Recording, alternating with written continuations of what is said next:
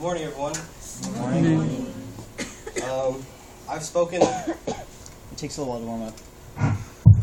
Okay. Do I have to speak into this mic? You're probably fine. Can I just talk? I don't know. Can everyone hear me? Yeah. Okay. Before I get into things today, I've spoken here a few times because Sam invites me like once a semester, and almost every time Abe has sung that song for me. So I really appreciate it. I feel the love. Abe and I used to live together, and we spent a lot of time together. I just want to share one quick story about Abe and I, if you guys don't mind. Back when I was in college here, I used to get around riding a little scooter, and it was fun. I enjoyed it a lot, especially in the summer and fall time. It's a really convenient way to get around. And occasionally I would also give rides to people. And it's not always fun giving rides to other guys just sitting on the back. I mean, I guess it's a little uncomfortable. But it was especially uncomfortable when Abe would ride on the back because his legs are so long. When I'm riding like this, my elbows could almost rest on his knees. So it brings back good memories whenever I see him when I think about those things. For those of you who don't know me, my name is Paul. I graduated from U of I back in 2009. When I was in school here, I was part of this church and this community, and Dr. Sam was a mentor to me. And since I've left, we still talk semi-regularly, and he invited me last December, asked if I could share one of the Psalms with you guys, and so I selected Psalm 23. Okay? So before we get into the Psalm, there's two things I want to think about. First, what is a psalm? I guess a rhetorical question. What is a psalm? Well, if you look at just the layout of the passage itself in the Bible, you can see it's kind of like a poem. And as we know, a lot of poems, if you add a melody and you add a stringed instrument or a piano, it becomes a song, right? And in terms of content, every song, every poem, it has a message. Right? So when I look at Psalm 23, what is David's message in this poem, in this song? It's interesting because in one sense, it's David's testimony. Right? Maybe it was like a spoken word piece, his artistic expression of how God has been working in his life. In another sense, if you notice, right, in the beginning of the psalm, he keeps saying, He makes me lie down in green pastures. He leads me. He guides me, right? All these describing God words. And then he switches over and he starts saying, You are with me. Your rod and your staff, they comfort me. You prepare a table. He goes from talking about God to talking to God. And the reason I point that out is we see here he's giving a testimony, and then he's also kind of praying. We also kind of see what his prayer life is like when he talks with God. This poem is David's testimony, and it's also an expression, a very personal, intimate, real experience and expression of God in his life. You know, David throughout his life did many things, and when he was a young man, probably in his teenage years, he worked as a shepherd boy, and he took care of flocks of sheep. He managed their care and was overseer over them. And so all his descriptions in here are based on his everyday life experiences. God to him was not a distant, foreign idea. He wasn't some vague person to ponder. God was very real and intimate to him. And this is his expression, born out of his everyday experience and his everyday life. You know, this song is David's testimony. It's David's prayer. But also, if we belong to Jesus, this is also supposed to be our song. The second thing I want to say is let's stop and listen to the music. Okay, let's stop and listen to the music. This past week, I discovered an article on my Facebook newsfeed that was originally published in the Washington Post. Some of you guys may have read this article, but it was an article published back in 2007, and it was about a world-class violinist named Joshua Bell. Have any of you guys read this story? I mean, I guess it's circulating on Facebook. Okay, I see a few people. I know Abe did as well. Anyways, for those of you who don't know this story, this is what happened. This world-class violinist, his name is Joshua Bell. In 2007, he was in Washington, D.C. to perform. He sold out theaters. People were paying upwards of $100 for a seat to listen to him play his violin for a few hours. And a few days later, he was asked to partake in a social experiment where he was dressed in regular clothes, jeans and a t-shirt. He was wearing a baseball cap. And he opened up his violin case. He went down into a Washington, D.C. subway, took his $3.5 million violin, opened up his case in front of him, and started playing it.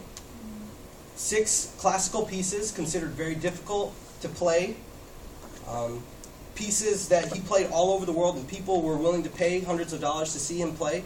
He played those 6 pieces for 43 minutes in a Washington, D.C. subway. All right? During that time, over 1,000 people walked by him and heard him playing. And I want you to guess, how many people do you think stopped and listened to the music? Get a number in your head. What would you guess? Out of over 1,000 people who passed by, how many do you think stopped to listen to the music? 5. Okay, pretty low estimates. I think one guy they talked to, his guess, I forget who he was. I was reading the article; it was really long. I think he estimated like 150 people would stop. 7 people stopped for at least 1 minute to listen to the music. That's it. 7 out of 1,000. During that time, 27 people gave him money, but a lot of them just walked by, dropped the cash or coins, and walked by. He made $32 in 45 minutes, but only 7 people stopped by for over a minute to listen to the music. Can you believe that? 7? You know what percentage that is? That's less than 1%. That's 0.0065%. If you round to 1 decimal place, you could argue that that was 0%. Okay? People didn't stop to listen to the music. Here is this guy, world-famous violin player, playing since he was 4 years old. He was considered a child prodigy. He sells out theaters around the world. And here, a few days later, playing a $3.5 million violin for 45 minutes, 7 people stopped to listen to the music. And this story, when I read it, got me thinking about myself. You know, God's Word, it's a symphony. And it's been playing for centuries. It's playing a song. And, sorry,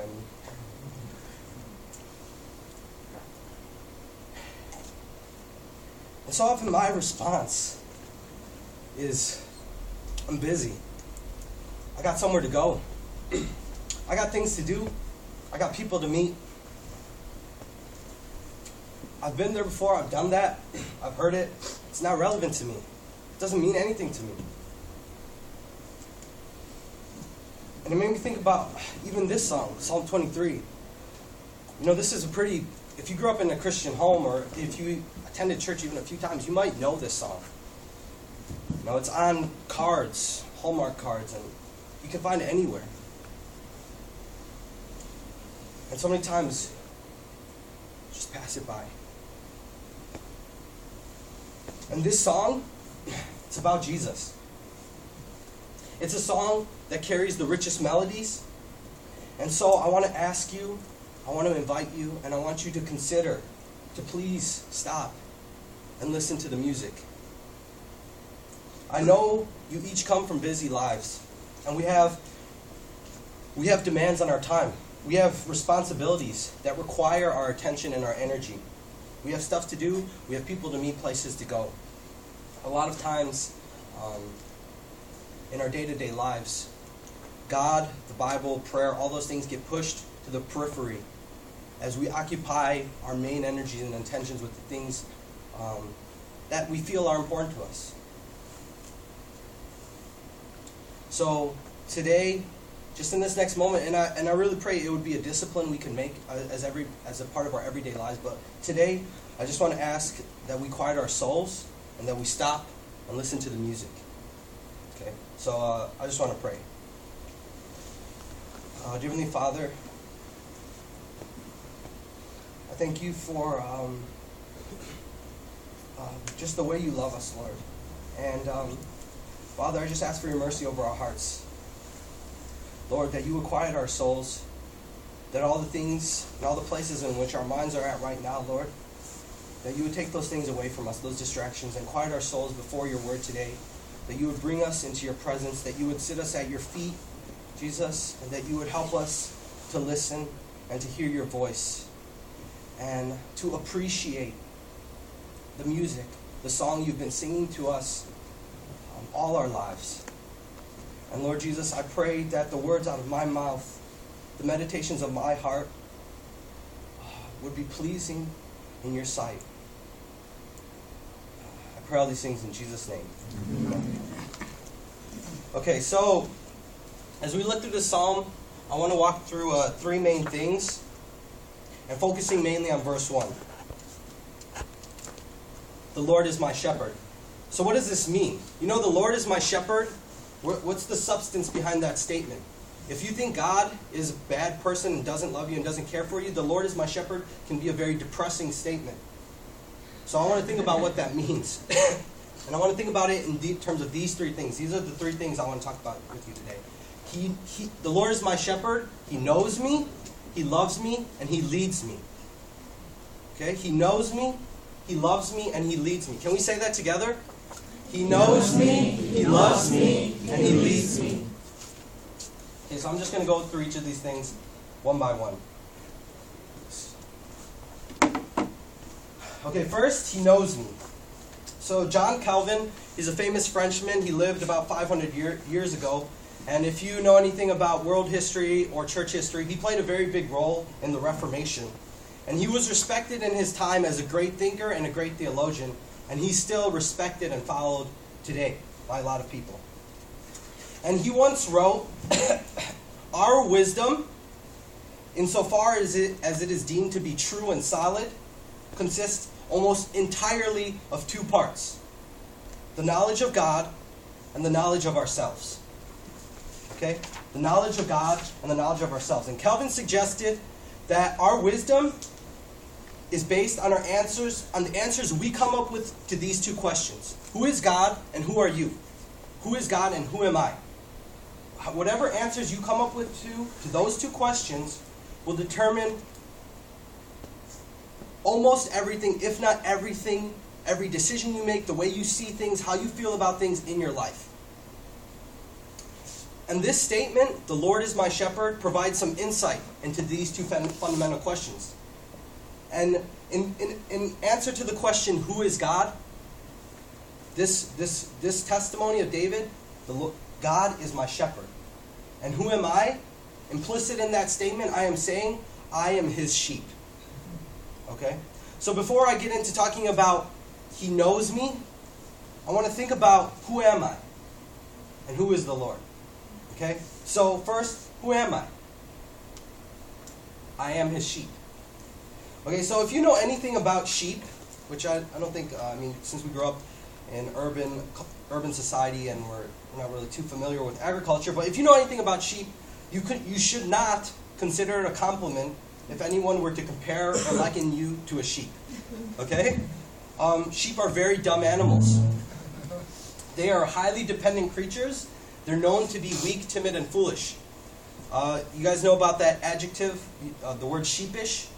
Right? Sheepish is to describe someone who lacks confidence and assertiveness.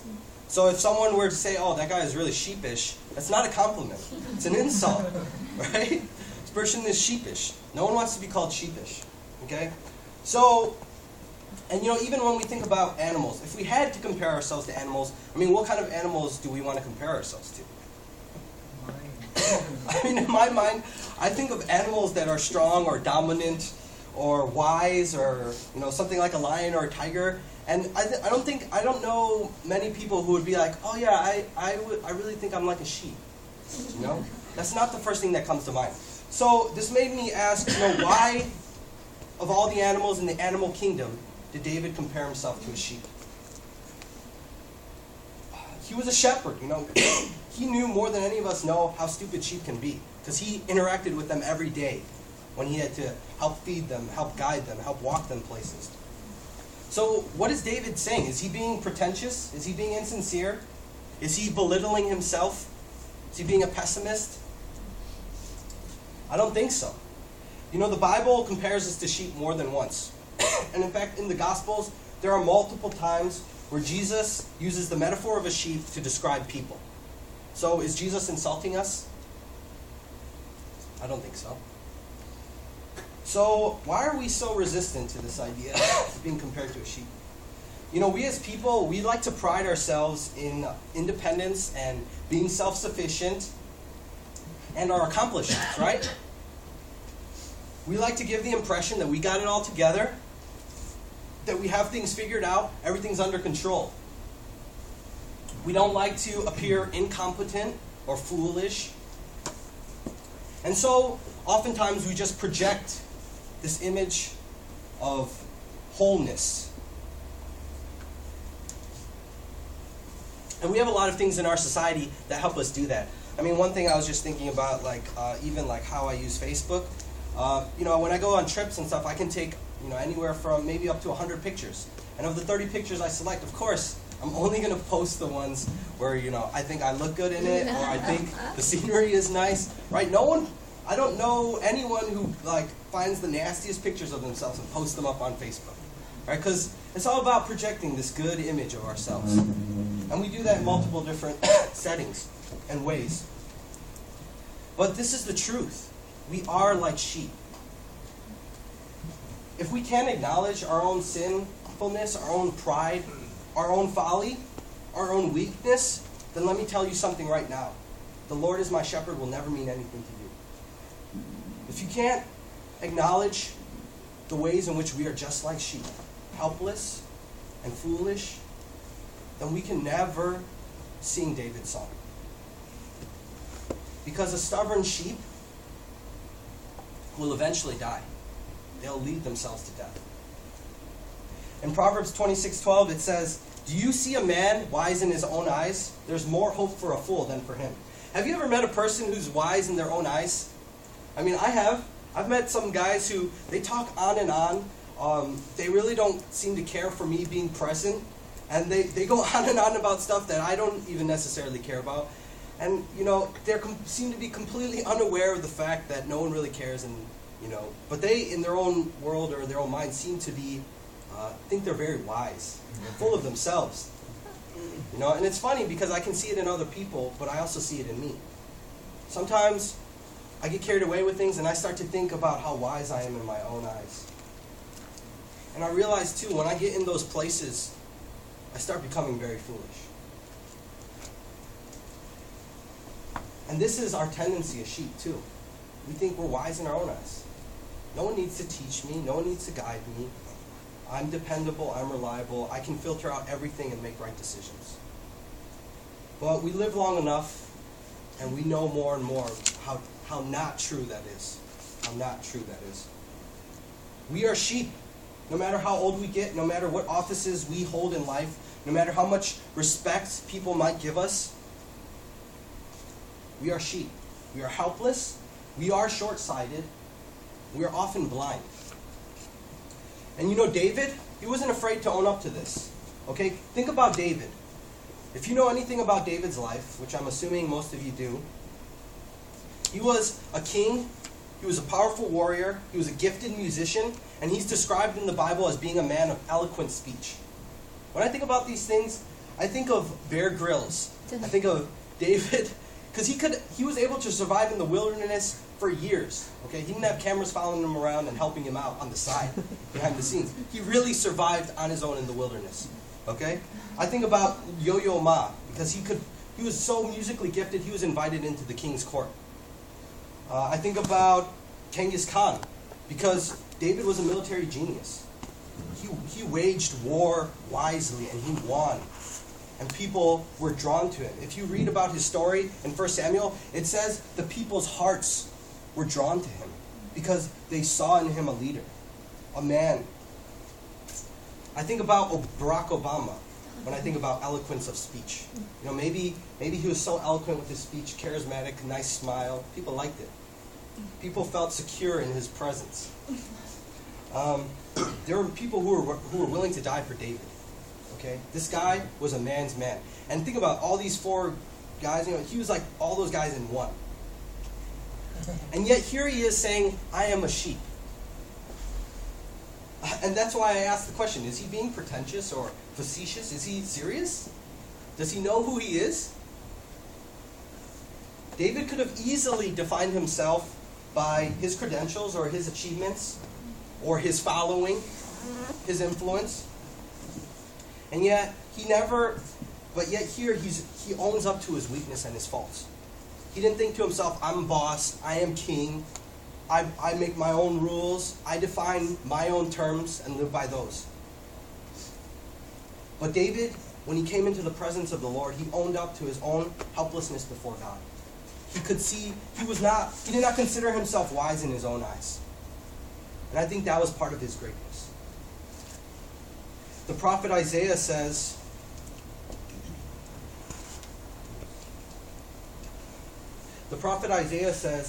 we all like sheep have gone astray. We have turned everyone to his own way. And really, this is what we do as sheep. We all turn to our own ways. Whatever's good, whatever works for you. And this is how we start to treat other people. Well, if that works for him, then that's cool. And everyone makes up their own rules, and as long as it seems they're not being intentionally malicious or harmful, it's okay. It's acceptable. But this is what the Bible says. We all, like sheep, have turned away. We have each turned to our own ways, made our own rules, and play our own game. But the truth is, we all need saving. And you can't save yourself. And we need a loving shepherd's touch. So second, who is God? So who am I? I'm a sheep. Who is God? He is my shepherd. So I want to ask you a question. Who takes care of your soul? Who takes care of your soul? From childhood, we're always being looked over and taken care of because when we're kids, we're helpless and we really can't do a lot of things for ourselves. We need to be led by the hand. And depending on how intense our mothers are, they may try to care for us all the way through our adult lives. Okay? Which is not necessarily a good thing. But some people like that. But for the most part, as we become adults, we're usually expected to start to take care of ourselves.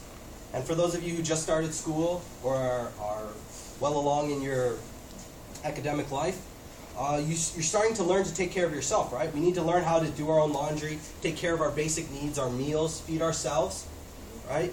And after college, right, we're expected to do what? Get a job, pay our bills, be responsible for our own lives and our own actions and decisions. And this is normal. It's expected part of being a human and being properly socialized and maturing. But we have to understand that there is never a point where we don't need someone to care for our soul. We never have a point where we have arrived. We figured things out and we can say, I can take it from here. There's never a point where we're completely self-sufficient in ourselves. So who takes care of your soul? Now that you're growing up, now that you're figuring out how to be responsible, make your own decisions, or for those of us who are older and are maybe a little more established, is someone taking care of your soul?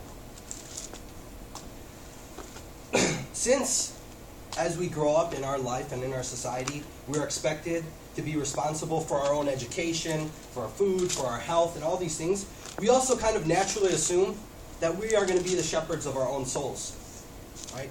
And our mantra can become easily, I am my own shepherd.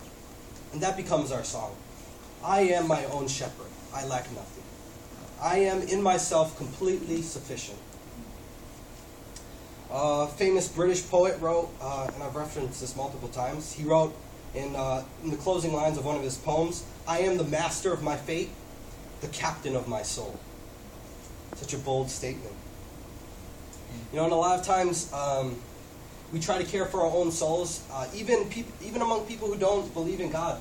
A lot of people do respect and acknowledge some element of spirituality. So people will get into things like yoga, read self-help books, maybe some kind of form of meditation, of quieting the mind. Some people get huge into health and wellness, or huge advocates of living a balanced life. This is my work time, this is my social time, this is my me time. And as long as we have all these things in place, we're caring for our souls, right? And we're living the life. And we're okay. We don't need anyone. And especially we don't need God. And we think as sheep that we can make the rules as we go and define our own standards and morals by our own wisdom and foresight. And even though we may acknowledge how the limitations of our own knowledge, we still think, for some reason, that we're sufficient in ourselves. In Proverbs it says, there is a way that seems right to a man, and in the end, it leads to death. You know what happens to a sheep that thinks it can lead itself? It will lead itself to death. I mean, I'm talking about an actual sheep. If a sheep doesn't have a shepherd overseeing it, it'll eat dirty things, it'll drink bad water, and it will eventually die. And also because it's so afraid of everything, because it's such a timid creature, it will do things that are not good for itself. Because of how foolish the creature is. A sheep that leads itself will lead itself to death. There is a way that seems right to a man, but in the end it leads to death. You know, even reflecting on my own life, there are so many times where I thought I came up with a great idea, and I thought it through, and I thought I covered all the bases, and it was a foolproof plan, and I carried it out. And I expected wonderful things. And what did I find? I find all these holes. And things never seem to go as I planned it or as I thought it should go. And then I find myself a few months later looking back and thinking, wow, that was really foolish. It was really short-sighted of me. You know? And I think we can all relate to that. Furthermore, what about those situations when we hurt someone, or someone hurts us, or we commit shameful acts, acts that defy even our own standards, our own morals, and we do hurtful things? What do we do in those situations as independent, self-sufficient sheep? A lot of people, you know what they do? They self-medicate. And there's a lot of things in our world, a lot of medication that we can take. Some people get prescription medications to help them deal with depression and other things, and attribute all these frailties to some psychological or chemical imbalance. Some people turn to alcohol, and alcohol becomes their medication, their escape. Some people turn to sex, and they indulge in sexual pleasure and drink it up to the harm and damage of many, many people, not just the people they may be sleeping with or messing around with, but to their own souls. You know, and a lot of people will, you know, they'll say, yeah, maybe that wasn't good, but I really learned a lot from that experience. They try to redeem even the things that are not good in their lives. And to an extent that's true, of course, we learn from our mistakes. But you know, there's another sense that there are some sins we commit that create mortal wounds. They scar our souls. There's things we do and say and the way we treat other people. We can hurt other people in more ways than we even know and realize. And what about those situations? Sometimes some people get so hurt, even time doesn't heal it. Some people will say time heals all things. There are some things time does not heal. Okay?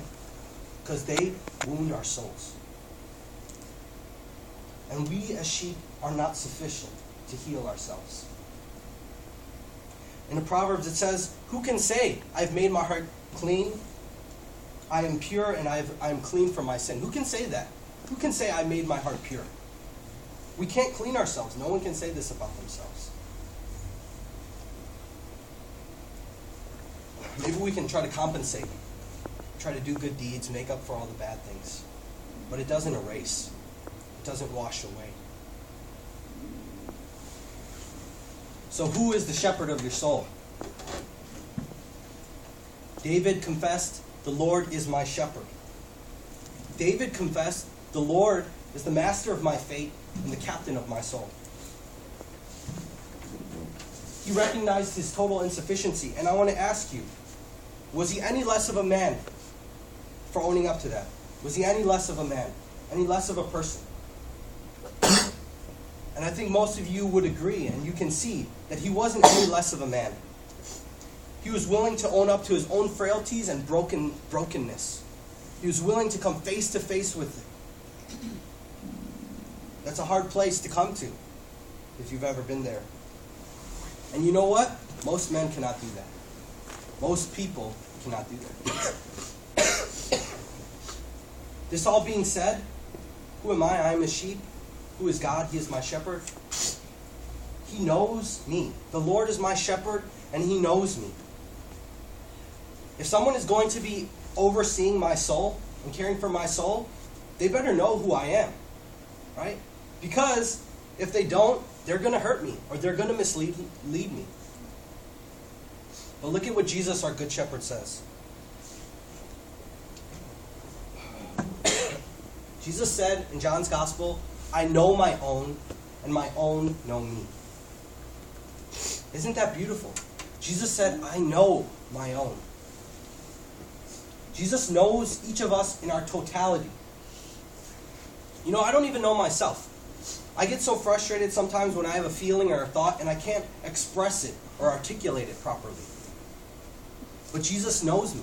He knows my thoughts. He knows my innermost feelings, my aspirations, my heartaches, my disappointments, my pain. He knows me. Everything, the good and the bad. The Lord is my shepherd. He knows me. And that leads us to the second thing. The Lord is my shepherd. He loves me. You know, it's nice to be fully known, right? Is it nice to be fully known? Well, maybe not. Because you know what? If you lay everything out on the table and are fully known, you're also extremely vulnerable. What if you lay out everything on the table?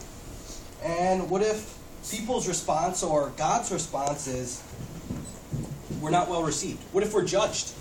What if we're rejected, outcasted? Or what if we're laughed at? Then what? We're humiliated. We're embarrassed. And what do? We just start backing away and we start hiding. Especially in the things from our past that carry shame. And you know, for this reason, some people don't want to be known. And it's kind of a strange thing about us, right? In one sense, we really want to be known. And in another sense, we're afraid to be known. And for this reason, we put up all kinds of fronts. We hide behind masks. We put up facades. And we start to define ourselves and we start to relate to people by very superficial things.